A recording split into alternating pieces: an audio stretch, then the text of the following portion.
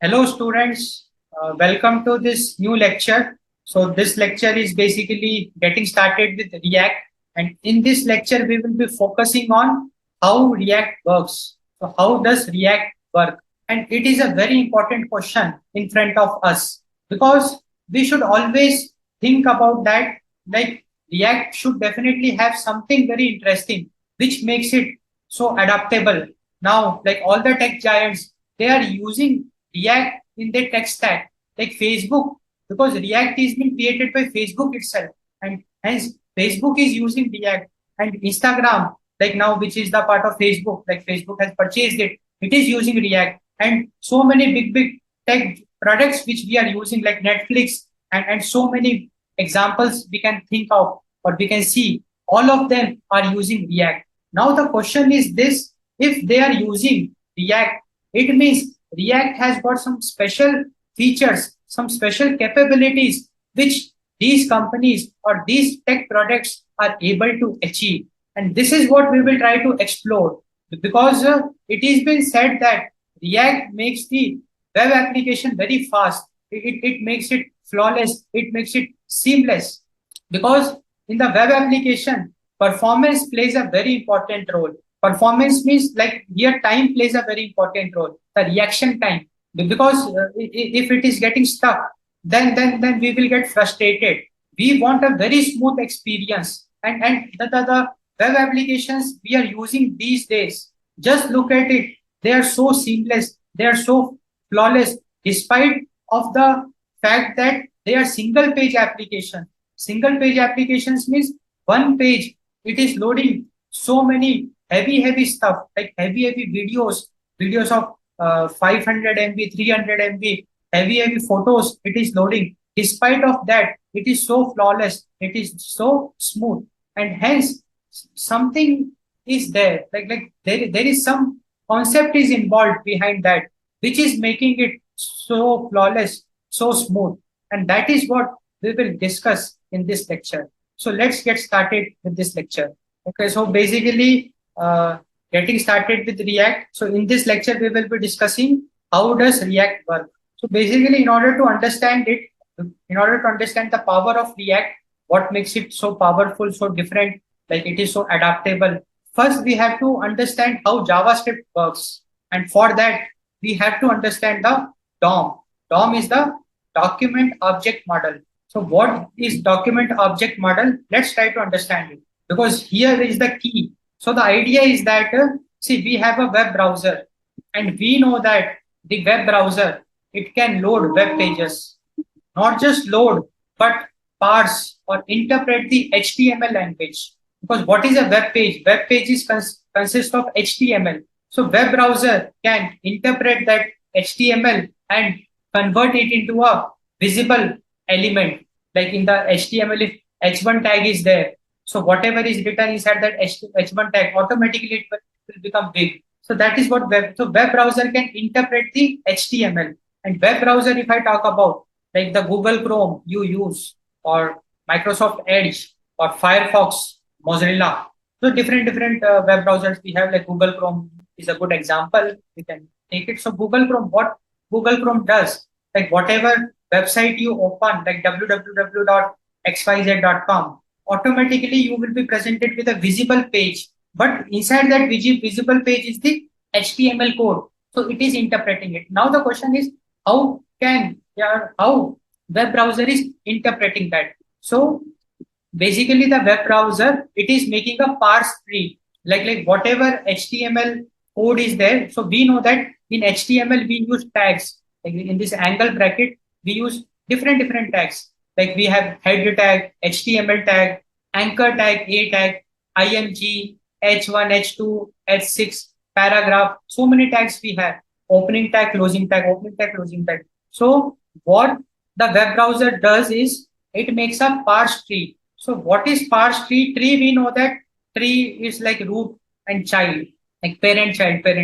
So that the tag based on its hierarchy, it will be placed inside this parse tree. So every web page can be converted into this parse tree, HTML, head and body. Because like head and body are on the same level, they are not part of each other.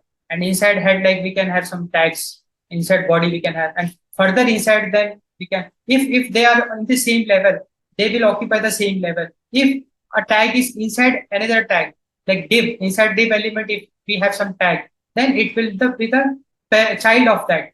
In this way, a parse tree will be formed. Now the and will be, and using this parse tree, the web browser will be able to display the web page.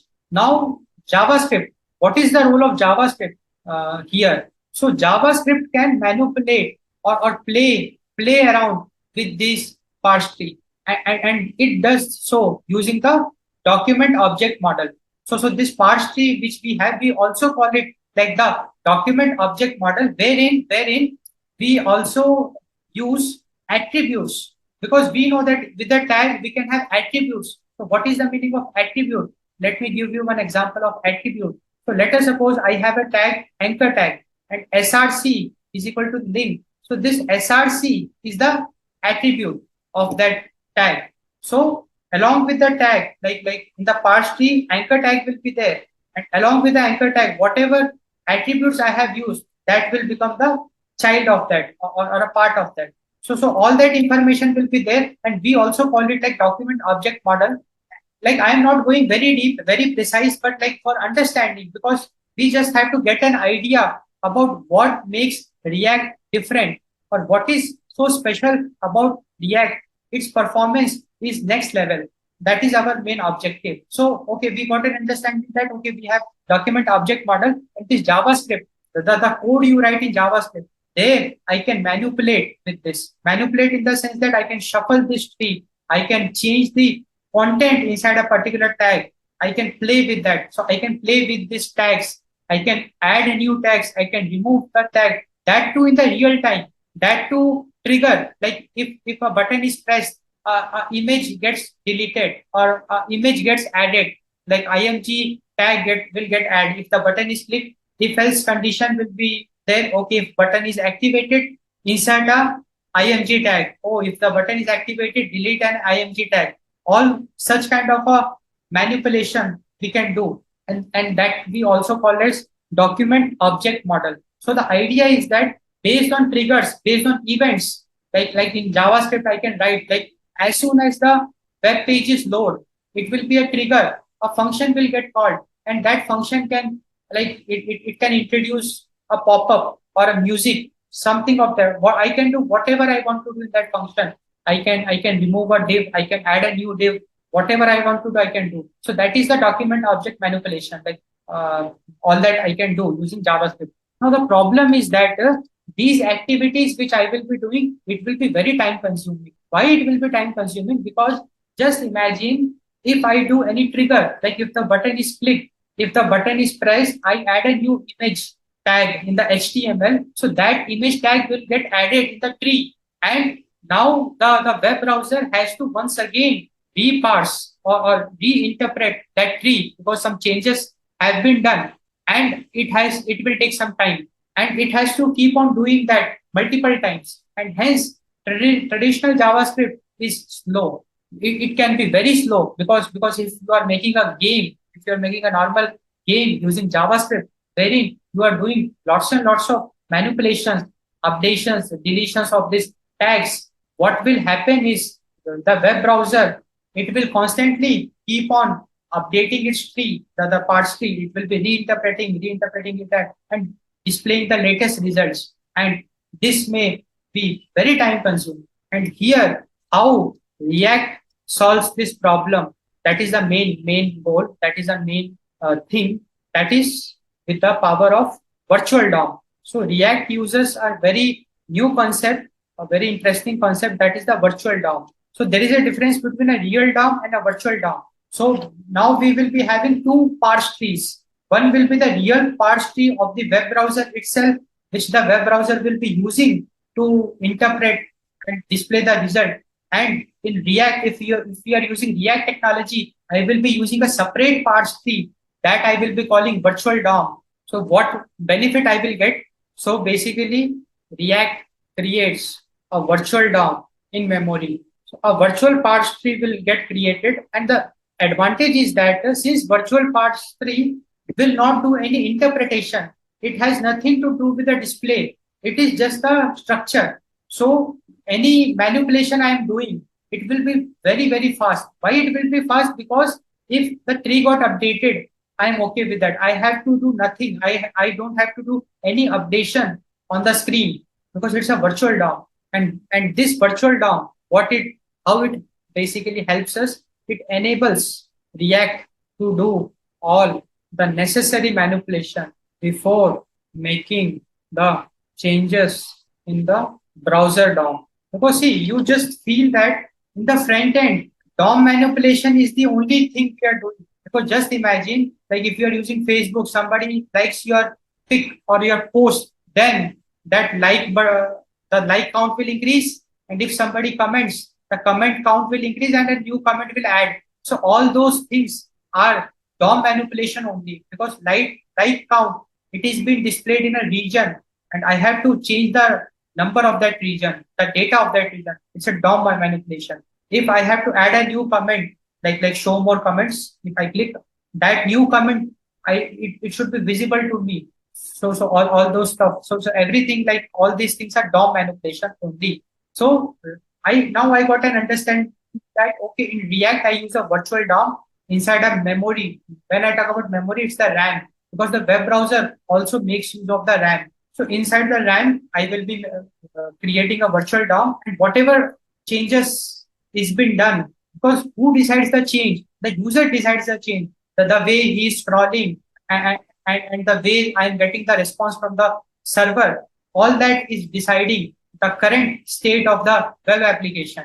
And that current state will constantly get updated in the virtual DOM before making any changes in the web browser DOM. And there is a mechanism like after a certain interval or there are some rules that all also we will cover later on. That will be the level 2 of our React course because level 1, our goal is to understand the basics, make some interesting projects. Then we can go to the level 2, advanced level and all that. So it's very interesting to see like virtual DOM after a certain interval of time, it replicates like the copy, it imposes on the browser DOM. So browser DOM exactly gets replicated with the current state of the virtual DOM and hence that will be reflected to us via the screen. We can see the changes. So how we got the performance? Now every button click or every trigger action, I am not concerned about reinterpreting it and displaying that change. No, now I am giving some advantage of time, because the changes I am changing it in the virtual DOM, and after certain interval of time, that current state of the virtual DOM, I am imposing it to the browser DOM, and browser DOM will reinterpret it and it will reflect the changes on the user interface, and hence it makes it very fast, very seamless. It makes it very seamless, this mechanism of virtual DOM. So the idea is that React has the capability to find out. So React finds out what changes have been made and changes only what needs to be changed. So the virtual DOM that the React is maintaining, that virtual DOM, it only changes the updations. Like it is not that the entire copy of the virtual DOM will get updated with every trigger. Not like that. Like because if a user is continuously using the app, definitely the DOM will keep on changing because so many actions he will be taking, because of which the state of the user interface must update. Like if I am clicking a button, okay, show messages, then I should be presented with a new interface. I should be presented with that. All that is possible via DOM manipulation. So it is a constant process. But now in React, the virtual DOM I am maintaining, it is not that every time it is making a new copy of the virtual DOM. Existing copy, whatever changes is been done, only those will get reflected, and after certain interval of time, it will get reflected into the browser DOM, and hence from there we can see those changes. And it's very fast process. It's very fast process. So we got an idea about the virtual DOM. So okay, students. So in this lecture, finally, I hope you got an idea why React is so popular. Like why React has got so good performance over a normal JavaScript or some other framework because of the virtual DOM. And this virtual DOM, it definitely saves lots of time, as we can see, because the changes, there is no headache of every time imposing the change on the screen, on the real browser DOM. So we get some flexibility, some advantage in time. And there is where we save time and we achieve a very good performance, a seamless, a flawless application on the front end side. And hence, this makes React so powerful. So I hope you got a good clarity and you like this lecture. So thanks for your time. Thanks for watching.